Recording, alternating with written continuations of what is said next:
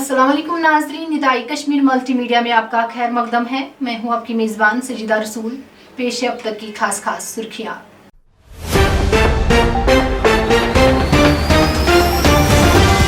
BJP assembly इंतखाबात में 50 से ज्यादा सीटें हासिल करेगी। प्रदेश बीजेपी सदर रविंद्र रैना का लालचौक में ऐलान।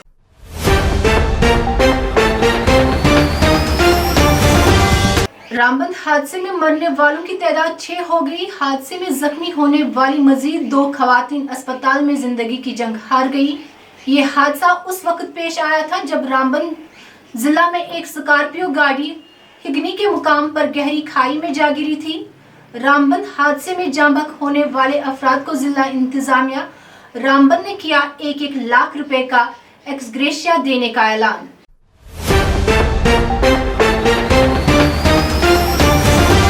श्रीनगर के मजाफाती इलाका नौगाम में अलासुब सड़क हादसे में राजौरी से ताल्लुक रखने वाले एक शख्स जाँ बहक।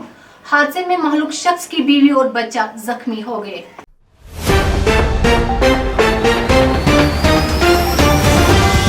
काजीगुंड में आज सुबह हुए एक सड़क हादसे में उधमपुर से ताल्लुक रखने वाले 3 अफराद जख्मी।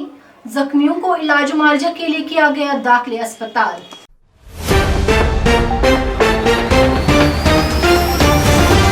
जनूबी कश्मीर के मुख्तलिफ इलाकों में मूसलाधार बारिशें। बालतर रास्ते से अमरनाथ यात्रा आर्जी तौर मुअत्तल।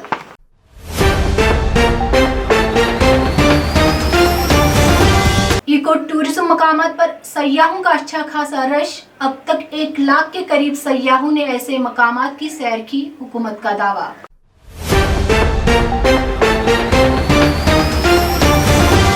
मंकी पॉक्स के बढ़ते मामलात के बाद मरकज में आला सतह की मीटिंग।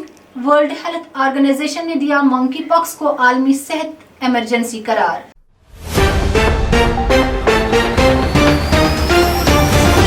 जम्मू में पाक भारत सरहद पर तैनात बीएसएफ के एक सब इंस्पेक्टर ने मुबैना तौर अपने सर्विस राइफल से खुद को गोली मारकर खुदकशी की। महलूक एहलकार की शनाख्त रामदेव सिंह के बतौर हो गई।